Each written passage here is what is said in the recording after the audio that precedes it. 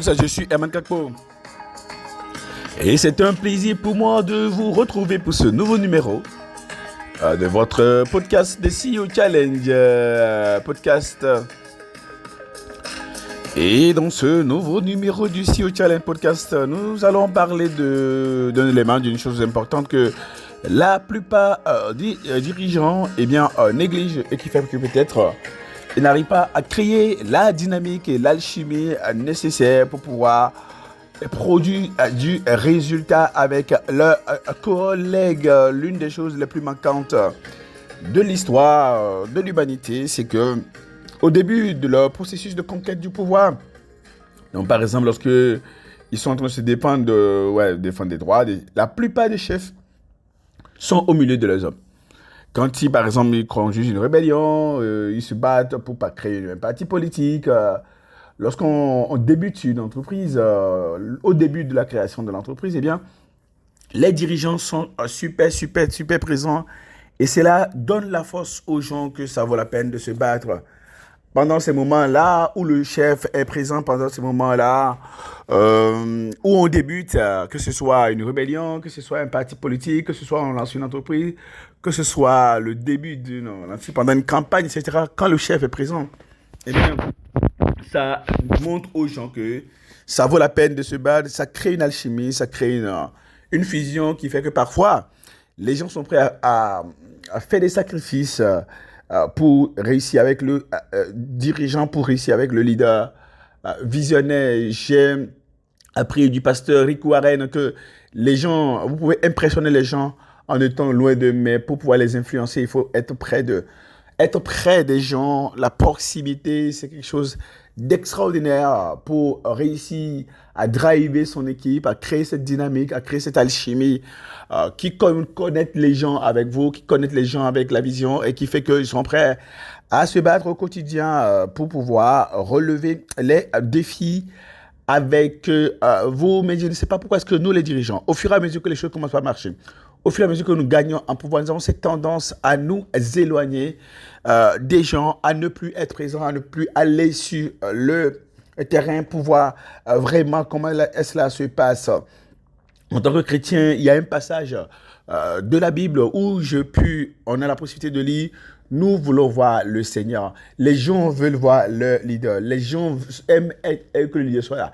C'est vrai que si vous êtes une personne qui n'est pas fusionnelle, une personne qui n'aime pas les gens, une personne qui ne touche pas les cœurs, une personne qui ne fait pas rêver les gens, qui ne donne pas de l'excitation aux gens et qui passe son temps à faire du bullying, à crier, à attaquer, etc. Il va de soi que dans ce cas d'espèce, effectivement, votre présence n'est pas du tout désirée par les collaborateurs. Voilà, ils ne veulent pas de votre présence. Mais par contre, lorsque vous savez créer cette dynamique, vous avez créé cette fusion avec eux, eh bien, il devient très facile de réaliser quelque chose d'extraordinaire en termes d'alchimie, en termes de connexion, en termes de dynamique de groupe avec ses collaborateurs. Un jour, un de mes collègues me dit, tu sais quoi, Herman, tu ne peux pas savoir, mais quand tu es là, l'énergie est différente. Et ce n'est pas parce que les gens ont peur ni veulent montrer qu'ils travaillent quand tu es là. L'énergie est vraiment différente. Il faut que tu sois souvent là. Quand une de mes collaboratrices basée à notre siège à Dakar m'a dit ça, ce n'est pas que je n'ai pas compris. Au contraire, pour un coach de dirigeant qui va souvent en mission, je connais la différence entre lorsqu'on est présent et lorsqu'on n'est pas présent. L'énergie est vraiment différente. Mais j'ai remarqué quelque chose qui se passe, n'est-ce pas, lorsque le dirigeant est présent auprès de ses équipes sur le terrain, au cœur de l'action et de la réalité quotidienne. Il a la possibilité de toucher du doigt ce que les gens lui disaient à distance. On vous rapportait des situations par rapport à ce qui se passe sur le terrain, par rapport à ce qui se passe dans une équipe, par rapport à ce qui se passe dans une de vos provinces, par rapport à ce qui se passe dans un département. Et c'est quand vous commencez par parler avec les gens one-to-one, vous commencez par rendre visite à ce département. Il y a un étage que vous ne fréquentez jamais. Et c'est vous commencez par aller à cet étage-là, que vous commencez par connaître les gens, découvrir les gens. Et ça, il n'y a rien qui vous permettra de toucher du doigt une imprimante qui est mal arrangée. C'est quand vous déplacez par les voies les gens que vous constatez ça. Une personne qui est très brouillonne, une personne qui mange, les gens qui mangent au bureau, vous saurez qu'il faut mettre en place, par exemple, un réfectoire pour les gens lorsque vous voyez que les gens mangent au bureau et que la nourriture sent partout le matin, en petit déjeuner et souvent en déjeuner ou parfois le goûter. Il est plus facile de toucher du doigt les choses lorsqu'on va sur le terrain. On aurait plusieurs problèmes qui traînaient depuis longtemps. Moi, par exemple, je vis à Dakar et notre siège est à Dakar. Je voyage beaucoup, mais quand je passe une journée, 2 journées au bureau, il y a des choses extraordinaires qui se passent. Bien évidemment, beaucoup de sujets qui attendaient depuis longtemps, je les traite rapidement en une journée. Ça donne une nouvelle dynamique, ça donne une nouvelle énergie.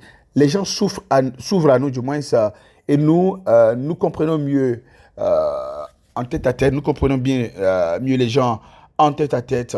Lorsqu'on est en face-to-face, c'est complètement différente. Et en plus de ça, on constate que la réalité est différente de ce qu'on nous disait ou ce qu'on nous croyons. C'est sur le terrain que les choses se découvrent. Comme le disait le docteur Sidiki, qui est le DRH de l'électricité, l'entreprise d'électricité du Mali, il disait que la vérité, le mensonge est dans les bureaux et la vérité est sur le terrain. Un dirigeant qui veut créer de l'alchimie, qui veut vraiment impacter, qui veut montrer à ses hommes qu'il est là pour eux, eh bien, il doit s'assurer de ce qu'ils soient avec eux au milieu de ces hommes. Nous ne savons pas à quel point ça peut être extraordinairement profitable pour nous lorsque nous sommes souvent sur le terrain, lorsque nous sommes en connexion constante avec nos collaborateurs. L'impact physique que cela peut avoir, on ne l'imagine pas. Mais si vous n'êtes pas souvent présent, il y a quelque chose de très important qu'il faut savoir. Nos collaborateurs, à un moment donné, lorsque l'énergie elle est très bonne, lorsque nous avons réussi à faire des choses extraordinaires, lorsqu'ils ont longtemps entendu parler de nous, eh bien, ils développent ce qu'on va appeler la dépendance affective. Ce qui fait que quand nous ne sommes pas là, nous leur manquons et ils manquent de l'énergie parfois pour pouvoir produire du résultat. Si vous êtes un leader qui inspire les gens, vous savez à quel point les gens sont contents lorsque les gens qui ne sont pas dans votre entreprise, bien sûr, lorsqu'ils vous rencontrent dans un aéroport, dans un restaurant ou whatever, dans une formation, à un événement, etc., ils disent « Oh, je suis très content de vous avoir rencontré. » Oui, les collaborateurs aussi sont très contents lorsque nous sommes là. Quand nous rentrons de voyage, nos enfants sont souvent très contents, nos conjoints ou conjoints sont souvent très contents. De la même manière, les collaborateurs vivent exactement la même chose. On ne l'imagine pas, mais cela existe. Ils ont besoin que le boss soit là. Les gens sont rassurés quand le boss est là. Même quand il y a des situations et que le boss n'est pas là, les gens se disent qu'il n'y aura pas de solution. Quand le boss n'est pas disponible, il n'y aura pas de solution. Et quand le boss revient, les gens, comme par hasard, ils ont cette espérance grandie d'un seul coup que eh bien, la situation va trouver solution parce que le boss est là. Si les gens tremblent lorsque vous êtes là, c'est peut-être parce que vous n'êtes pas un leader pour eux. Et donc, c'est pas que vous n'êtes pas un leader pour eux, c'est parce qu'ils ne voient pas en vous quelqu'un à qui ils peuvent se confier, quelqu'un qui est touchant, quelqu'un qui est inspirant, quelqu'un qui donne envie de se battre à ses côtés, quelqu'un qui a envie, quand on est en train de bosser pour lui et avec lui, eh bien, on ne compte pas les heures. Vous n'êtes pas un leader pour eux. Et il est important de refaire le parcours de leadership, de challenger votre approche et voir qu'est-ce qui, dans votre approche, dans votre attitude, dans votre état d'esprit, dans la qualité de votre relationnel avec les gens, fait que, tiens, ils n'aiment pas quand vous êtes là. Sinon, les gens ont besoin d'un leader dont ils sont fiers. Et quand ils sont fiers de leur leader, ils veulent être à ses côtés. Ils le veulent au milieu d'eux. Ils veulent que le leader soit à leur côté et montre que, eh bien, c'est ensemble que nous allons faire les choses. C'est ensemble que nous allons réussir les choses. Les gens sont heureux de savoir qu'ils ont un leader vers qui ils peuvent regarder. Ils sont toujours contents de savoir qu'il y a quelqu'un à qui ils peuvent s'adresser et que lorsqu'ils ont des préoccupations, la personne est présente. Et la présence physique ici est très importante. On peut avoir également la présence téléphonique et digitale et par email, tout ce que vous voulez. Mais la présence physique, rien ne bat la présence physique lorsqu'il faut mobiliser son équipe, lorsqu'il faut créer une dynamique au sein de son équipe, lorsqu'il faut créer une dynamique au sein d'une organisation.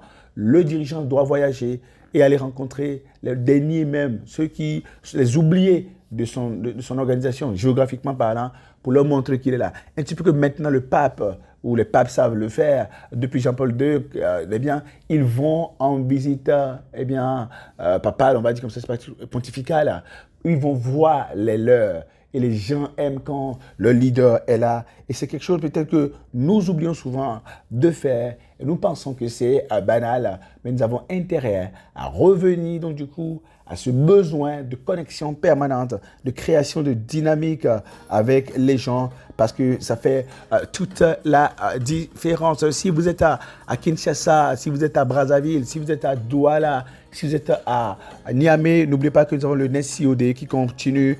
Ce sera le 28 novembre, jeudi 28 novembre, au Pullman de Kinshasa. Si vous n'êtes pas encore inscrit, c'est le moment d'aller sur le site de nescod.com pour pouvoir donc du coup le faire. Ce sera à Brazzaville le 30 décembre au Radisson Blu. Ce sera au Best Western Hotel le 4 décembre à Douala, donc le mercredi 4 décembre. Ce sera le 7 décembre à Niamey au Niger au Radisson Blu. Si vous n'êtes pas encore inscrit, allez sur le site www.nescod.com. Vous allez pouvoir vous inscrire parce que pendant le NCOD, nous partageons tout simplement les astuces, on échange entre nous, on partage les expériences, de nouvelles méthodes, le nouvel état d'esprit qu'il faut pour réussir son job de dirigeant, pour simplifier son job de dirigeant. Quand je dis ça, je serai très heureux de vous retrouver demain pour un nouveau numéro de votre podcast, le CEO Challenge Podcast. À demain.